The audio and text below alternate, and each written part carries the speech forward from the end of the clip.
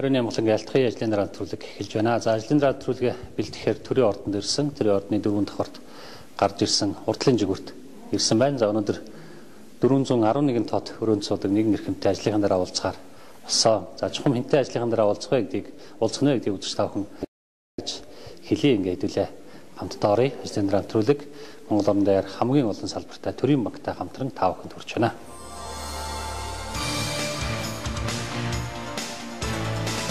Төрийн ордны 411 тоод эзнийг тавханд танилцуулъя. Дахиад аймагаас сонгогдсон улсын их хурлын гишүүн Ганбаатар байна. Их хурлын гишүүн болоод таны амьдралд юу өөрчлөгдвөө? Үйлдвэрчний эвлэлийн одоо улбооны ерөнхийлөгч Ганбаатар тийм ээ. За иргэний хөдөлгөөний Ганбаатараас за улсын их хурлын гишүүн Ганбаатар хоёрын хооронд ямар ялгаа гарав гэдгээс одоо ярилцлага эхлэе. За одоо маш энгийн үйлдвэрчний Ганбаатар гэдэг нэрэндээ би хайртай, дуртай одоо их талархдаг. Их хурлд орж ирснээс хойш босоо Ганбаатарын сүнд хэллээ. Одоо ихний өөрчлөлт бол эхлээ хоч өөрчлөгдөв юм байна. Босоо Ганбаатар гэд хүмүүс гайхдаг. Яагаад босоо гэд хэлээд байгаа юм гэхээр тэр их хурлын гишүүдийг тийм ээ 75 гишүүд сонгосон, оруулж ирсэн тэр ард иргэдээ сонгогчтой хүндэтгэж бид босож ярих ёстой гэж би өөрөө боддог. Яг хийсэн ажил гэвэл яг 11 хуулийн төсөл өргөн барьлаа. 2 жилийн хугацаанд. Тий, 2 жилийн хугацаанд дангаараа тэгээд бие даахын зөвлөлөөс басан. Тэгээд энэ дээр бол одоо та нар харж байгаа бол энэ миний ажлын зураглал байна. Хоёулаа харах уу? Тэгээ.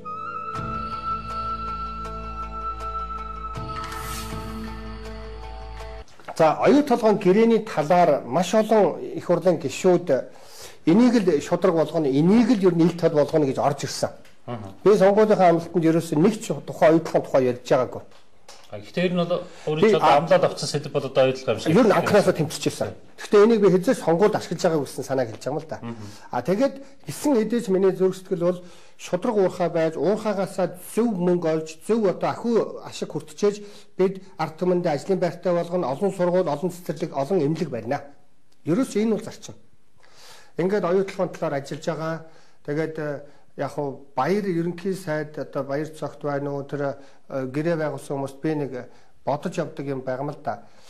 Анх одоо 2007 онд Миягон Бэнколд ерөнхий сайд байсан. Тэр үед засгийн газраар оюу толгой бүр одоо зөвшөөрсөн, хөрөнгө оруулалт зөвшөөрсөн гэрээнд 2.7 тэрбум доллараар батлая. Хөрөнгө оруулалт. 34% нь үнгүй өгье. Тэгээд хот барина тэнд. Тэнд хот байна. Маш олон. Тэгээд сайлуулах үйлдвэрийг 11 он гэхэд бид барьсан байна. 11 он барихгүй бол бид 68% татвар төлнө. Энийг зөвшөөрөөд оруулж ирсэн шүү дээ.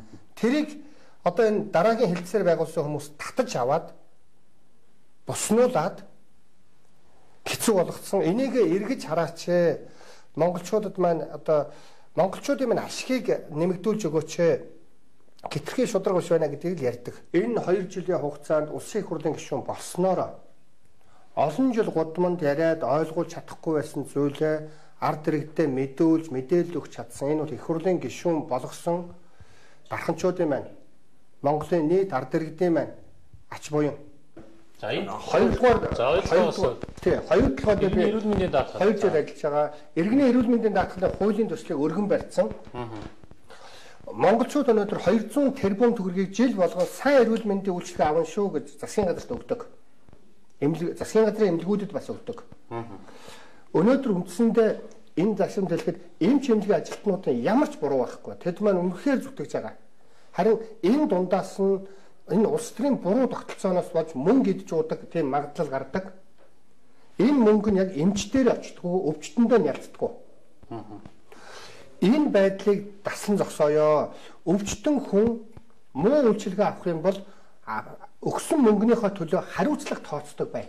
Тэгэх юм бол одоо эмнэлгийн дарганаар ингэж гүйлдэж эхэлнэ. Цай дарганаар дундаас нь идэхэ болно. Энэ хууль бол иргэний эрүүл мэндийн даатгалын тухай хууль бол яаж өвчтнийг хаглаад одоо яаж эмчлэх вэ тухай ерөөсөө байхгүй. Өгсөн мөнгөний даатгалын тогтолцоо. Тийм, даатгалын тогтолцоо. Эрүүл мэндийн байгууллагын санхүүжилтийн тогтолцоо. Тийм, ерөөсөө тэр өөрөөр хэлбэл хариуцлагын тогтолцоо.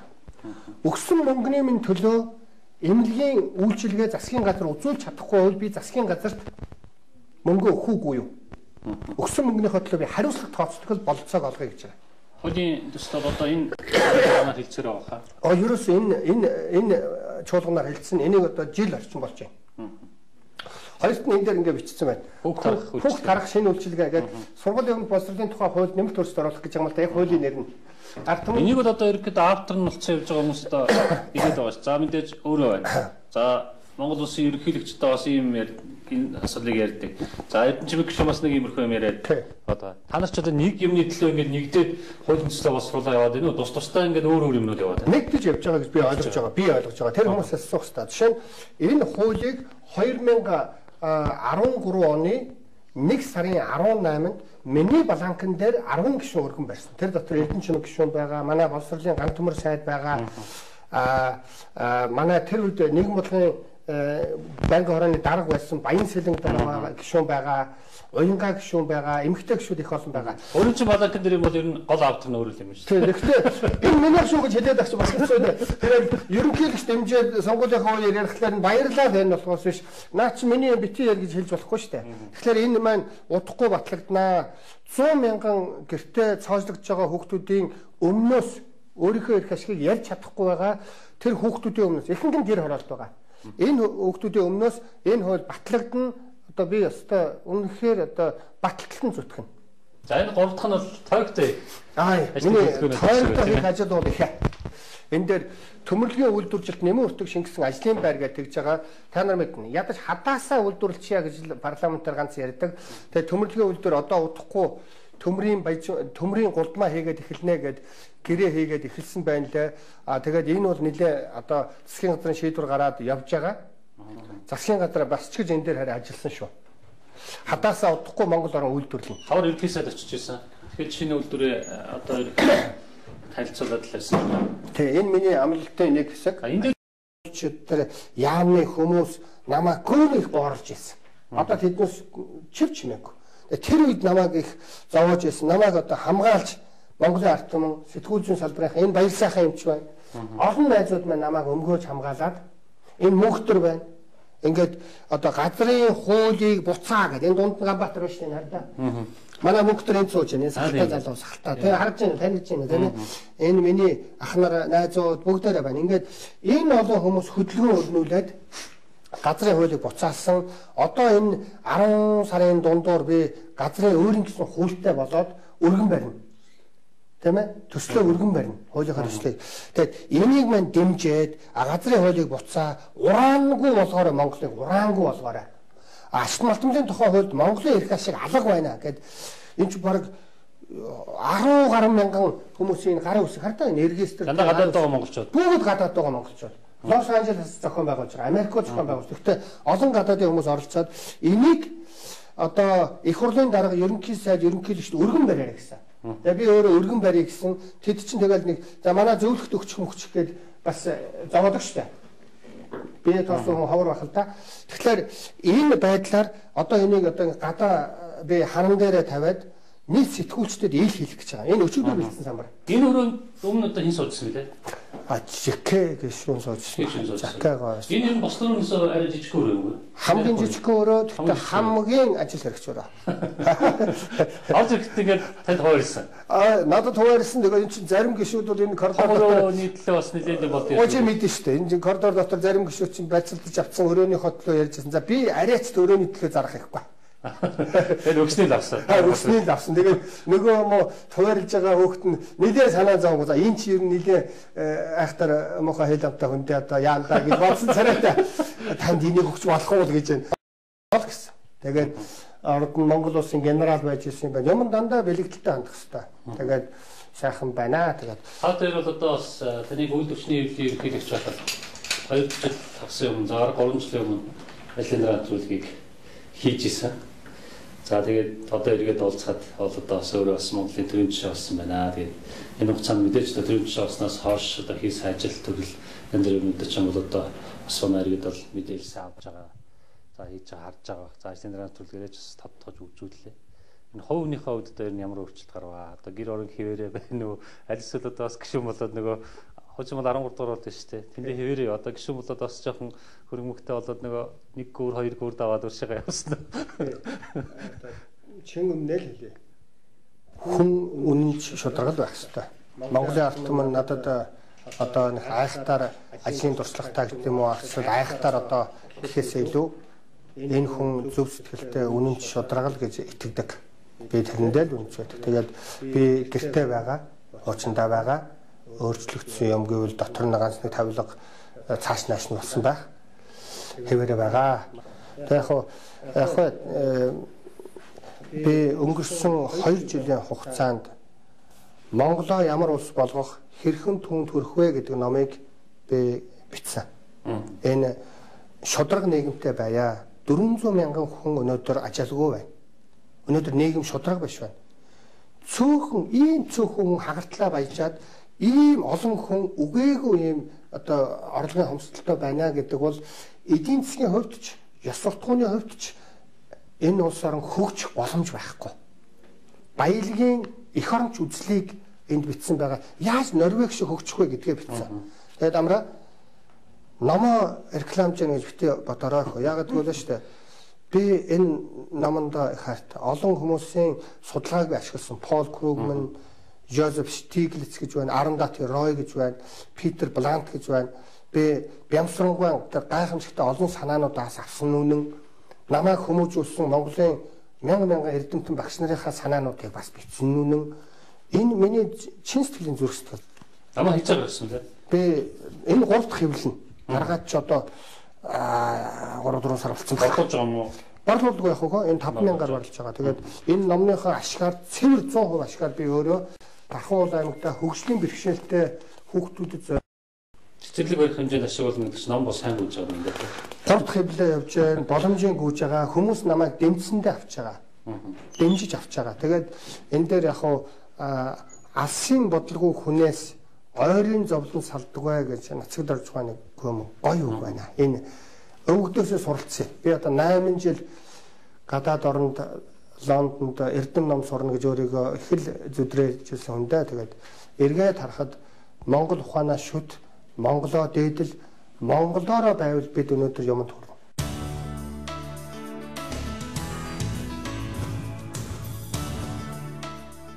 За харин одоо би ерөөхдөө ажлынхан дагаад гэрлүүний явъя гэж бодож сая гişэ өөрөө ч хэлсэн.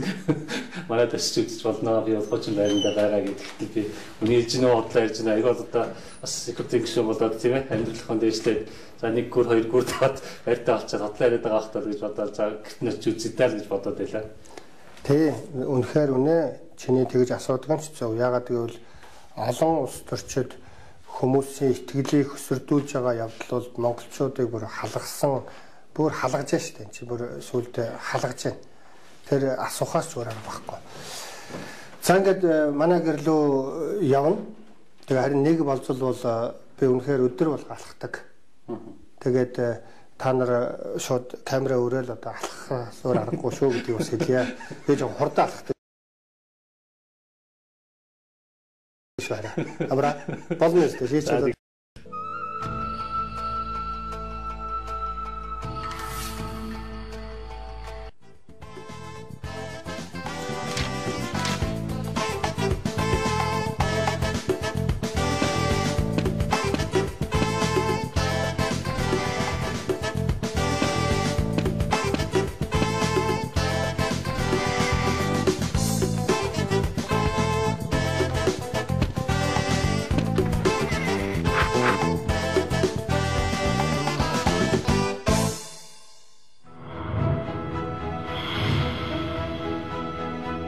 Таны хадгаламж даатгаглаа. Төрийн банк эрсдэлгүй ирээдүйн баталгаа. Ажлын навтруулаг харилцагчтай хамгийн энгийн хэлбэр санхүүгийн үйлчилгээ Цахим банкны цог зөвчлөгээр санал болгодог төрийн банктай хамт үргэлжилж байна. Таныг одоо сая алхна гэхээр чинь за дагаалгах чи гайгүй гэсэн надад алхацсан ч бас нэлээд зайтай байна шүү дээ. Нэлээд явна. Хэдэн үзсэн үү таа хэдэн километр? Яг хэдэн километрын би мэдэхгүй. Энэ донд хурдан алхвал би 15 минут алхна. Дунджаар алхахад зөвхөн тайван алхахад 20 минут, бүр нэг сайхан сэлгүүцээр алхахад 22 минут. 3 км орчим зав байна тийм ээ. Сэлбийн гүүрээ гараад наашаа. Тий. Шинэд урд гараад ингэж явах. Тий, яг километрийн одоо хэмжиж үтсэнгүй. За ямар ч байсан гişүнүүд ирлээ. Үнээр одоо би бараг 3 жилийн өмнө ажлын дараа хийжсэн гэж бодож ирсэн. Тэгэхэд 3 жилийн өмнө ажлын дараа хийж хахад одоо төрөөгүй байсан. Баг охин одоо 4 хүрч байгаа юм шүү дээ. Тэгэхээр баг 4 жилийн өмнө ирж 4 жил гарангийн өмнө болчихлоо. Тийм болж байна. Тийм 4 жил гарангийн өмнө одоо ажлын дараа төрлийн маань орчин болж оролцож ирсэн байна. Тэгээ наваа ирж байхад бол одоо энэ байр одоо энэ цогыг ингээд энэ хаалтыг аваад цаашлуулсан байсан. Энэгээр ингээд эд цааталтаа балкон руу болцсон байсан санагдчихэ. Тий. Амраа чи гүм ойтой байна. Чамайг одоо санахгүй болов гэж бодсон. Тэгээд ер нь эцээцт бол байраар эдээрээ оролдоод хэрэггүй гэдгийг хатаад гарлаа. Ерөөсөө тэр үл ер нь хатуу хууль. Би амхандаа тэнд одоо ажлын өрөө байхгүй. Тэгээ хүмүүс нэг балкон онгоцсон байхыг хараад сонирхолтой санагдаад тэндээ бас нэг өөртөө нэг жоохон бичгийн ажлын өрөө гаргая гэдэг. Чи санаж байгаа бол тэнд ном байсан шүү дээ. Яг ном хураацсан гэдэг байсан. Тэгээд энийг уг нь санаачилж хийсэн иш босс. Тэгсэн даардаг энэ өрөөг ажлын өрөө болгоцсон. Ажлын өрөө болгосон. Тэгээд онцлогийн өрөөг яасан бэ? Онцлог өрөө яг том бөөнөрөө бүр хараа амарсан. Тий, тэгээд энэ миний ном тэгээд одоо яг миний уншиж байгаа ном болно шүү дээ. Хэд ном Гингерч гэдэг энэ хүнтэй би энэ Америкийн одоо их оронч Ганбаатар танд одоо маш их одоо амжилт хүсье мөсөйг бичсэн байна. Энэ бас битэр холбоотой байдаг л гэж хэлээ да. Одоо Гингерч гэдэг энэ байна. Энэ Америкийн тий одоо senior маягийн улс төрч. За энэ ном сүүлийн үед би дөнгө саяхан энийг уншиж дуусгасан. Энэ хамгийн сайн ном. Энэ их сайн ном. Капитал гэдэг энэ 21-р зууны капитал гэдэг. Энэ ном Томас Piketty гэдэг энэ одоо хятад бүр хятадаар хэвлэгдсэн байлаа. Энийг Монголд одоо хэвлэмээр байгаа. Би хэд найзуудтайгаа яриад байгаа. Энэ нь шүү дээ. Капиталистууд үндэстэн дамнасан корпорациуд буурын орныг яаж сөлмөж идэж байгаа, түүнээс яаж гарах вэ гэдэг талаар байгаа.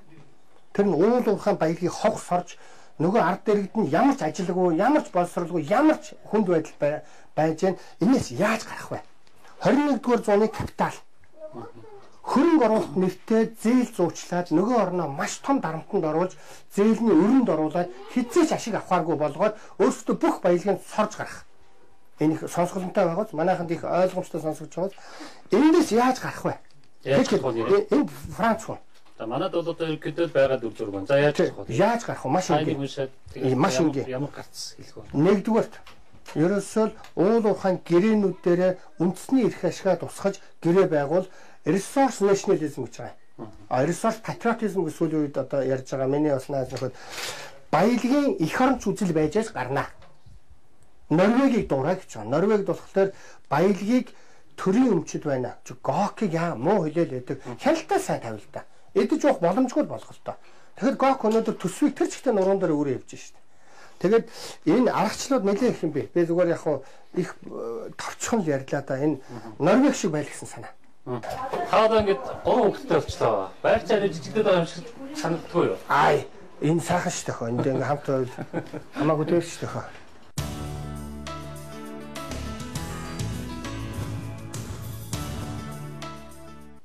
Энэ намрын чуулганаар за одоо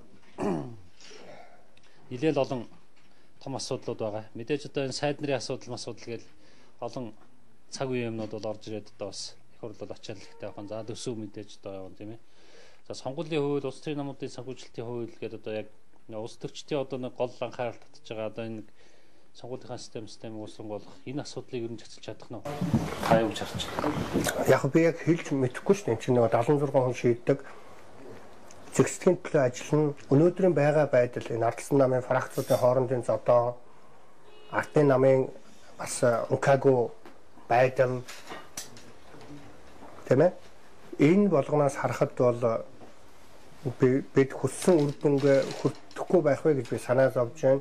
Ямар ч байсан олон сайн шийдвэрийг Монголын ард түмний төлөө гаргахын төлөө биждаксын зөвлөл өстой байдаг тэнцээгээр ажиллана. Өнгөрсөн сонгуулиар одоо таныг хан бол дэвшин гэж байгаад дархан лоо явуулчлаа. За энэ лоо болд гэж нэг Монголын толгой баял одоо өчнөө мөнгө өгөөд л одоо энэ Ганбаатарын сонгуулийн зардлын дааж өгөө тэгээд дархан лоо өөрөөсөө зайлуулаад дархан лоо явуулчлаа гэл. Тэгээд тийм яриа бахан гэрсэн 600 саяг авсан гэж бас зарим сонин бүр тоотойч гэл юм бичсэн байсан. Тий. Өөр төрнөөс ч гэсэндээ өөр зөндөө олон хүнээс авсан гэдээ гарсан шүү дээ. Та нарт тэрийг тоож болохгүй. Тэгээд иймэрхүү юм нэг яриад намдж байна гэдэг бол тэгээд ойлгомжтой шүү дээ. Тэгээд Өөрөөр тэрмэн амтны чахил их халуурсан байх та бодвол зүгээр гол юм хэлээ. Манай үйлдвэрчний хэмжээ холбооны шийдвэр бол гарч ирсэн. Одоо Улаанбаатар тэр дундаа юунд хан уулд үзээгээд хан уулд чинь хууч ажилчны орон байсан байхгүй юу. Тэнд манай хүчтэй дэмжлэгтэй ер нь тийшээ судалгаа сайн байна гэдгээ ярьж байсан. Би бол аль хэзээ дархандаа төмөрлөгийн үйлдвэрийн одоо ажилд оруулмаар байна. Дархандаа одоо бас хийж бүтээй олон орон сууц барий, цэцэрлэгийн асуудлын шийдээ, эмнэлгийн асуудлын манай эмнэлгийн ажилтнууд ярьдیں۔ Цагаан хааны үеийн одоо багаж тоног хөрөмжөөр бид ажиллаж байна гэж байгаа. Цагаан хааны үеийн эмнэлэгтэй гэж. Тэр болгон дээр нь би үр дүн гаргах ёстой. Би өөрөө бас дарханд өссөн. Тэнд анхны аав усгаа заалгасан хүн тэгээд бас нэг хийж бүтээх юм баймаар байна. Тэр утгаараа би дархныг одоо сонгосон. Одоо сүүлийн 20 жилийн судалгаагаар бол одоо таны ирээдүйн янз бүрийн судалгаагаар дандаа эхний эдэн байрт явж байна. Зарим одоо юу гэдэг судалгаагаар бол бүр одоо эхний 1-2 луучгал орж ирж байна. Энэ одоо судалгааны дүн одоо таныг одоо яг яадаг вэ? Одоо хурцлдаггүй, баярлуулдаггүй, аль эсвэл бүр ингээд хариуцлагажуулаад бие чинь бариулдаггүй. Ямар мэдрэмж өгдөг вэ? Энэ судалгаанууд юу гэсэн үг бол Ганбаатар чи зөв явж байна гэсэн үг. Янз бүрийн популист байна уу, янз бүрийн нэр хоч хаяг зөөх бол энэ ямар ч хамаагүй шүү гэсэн үг. Энэний цаад санаа нь юу гэсэн үг вэ гэвэл Ганбаатараа хүмүүс чин сэтгэлээсээ нээлттэй шудраг занг хүсэж байна гэсэн үг. Чи энэ зангаа хэзээч битээ эвдэрээ чи зангаараа байгаараа гэсэн үг. Ердөө л энэ.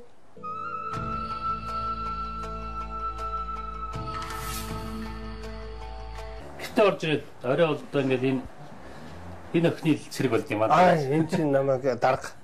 Яасан оройт ирж байна гэж загнаад. Миний охин сайхан. Ажлын өрөөнд одоо орой орсон эцсийнхээ дараа ч тийм бас ажлыг шаардлага гарах уу? Гарна. Тэгэл хэдэн цааснуудаар сууж уншина. Тэгээд гол нь Facebook дээр ингээд хариултаа өгнө. Одоо чинь энд ингээд Facebook тус нэлээд Facebook дээр орой би сууж хариултаа өгнө. Яг өдөржингөө хариултахгүй. Өдөржингөө манай мега гэж залуу байгаа. Пэйж дээр, Facebook дээр бас Facebook дээр энэ хата Twitter дээр миний хард гайгүй штэ. Их өндөр штэ. 49440. Гайгүй дорно. Гайгүй шүү. Twitter байгаа юу? Байна. Одоо ингээд Twitter тэгшнээ байгаа штэ. Олон. Тэгээ энэ дээр штэ. Би ингээд одоо энэ ингээд 100% дэмжиж байна. Та гуравт итгэж болох уу гэж энэ хариулт орж ирж штэ энэ асуудал. Одоо би энд ингээд хариулт өгнө штэ. Шууд ингээд шууд би харьцаа явчихсан. Онлайн чатлах нэ тий. Онлайн чатлал. Тэгэл энэ дээр ингээд миний өчигдрийн нөгөө оюутлагын талаар хийсэн мэдээлэлүүд байна. За цаг үрээд яг би ингээд Facebook-оор орой ингээд сууж ажилладаг.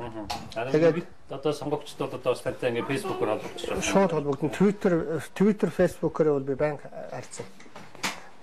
За амраадаа ингээд дандаа Монгол түмнийхөө төлөө сэтгүүл зүйн салбарыг мандан бадруулж үнэхээр одоо төмөн олны дуу хоолой болж явж байгаа чи баяр хүргье. За баярлалаа. За би оператор дүүнертэй бас бэлгэлнэ ном гэдэг баярлалаа. Тэгээ одоо би намаа бэлгэлье одоо энэ дүүнер энэ чинь ингээд ингэж орж ирнэ гэдэг чи одоо их сайхан байна штэ. За дүүнертэй амжилт хүсье. За ингээд өнөөдрийн ажлын дараа төлөвийн маань оролцогч улсын хурлын гишүүн Ганбаатар байлаа. Тэгээд тос 3-4 жилийн өмнө ажлын дараа төлөвлөгөөгээд ирж ирсэн энэ гэж яриад тийм ээ. За тэгээд ажлынх нь өөрөө солигдоод албан тушаалан солигдсон ч гэсэн одоо бас хов үеийнхээ хувьд бол тийм ээ. За ингээд хуучин байгаараа байж байгаа харахад бол сайхан байна. Тэгээд мэдээж одоо бас Монголын топ улс төрчийн тоонд бол одоо байнга явж байгаа юм. Улс төрчийн хувьд одоо бас таны цаашдын ажил төсөд амжилт хүсье. Тэгээд хөлтөгтэй ажилтж олон хүнд амжилт хүсье. Их баярлалаа. Тэгээд зөв юмны төлөө зүтгэж байгаа мань мэтийн хүмүүсийг үргэлж хамгаалж элгэндээ нааш тавирж явдаг сэтгүүл зүйн салбарынхандаа ч гэсэндээ би талархаж явдаг.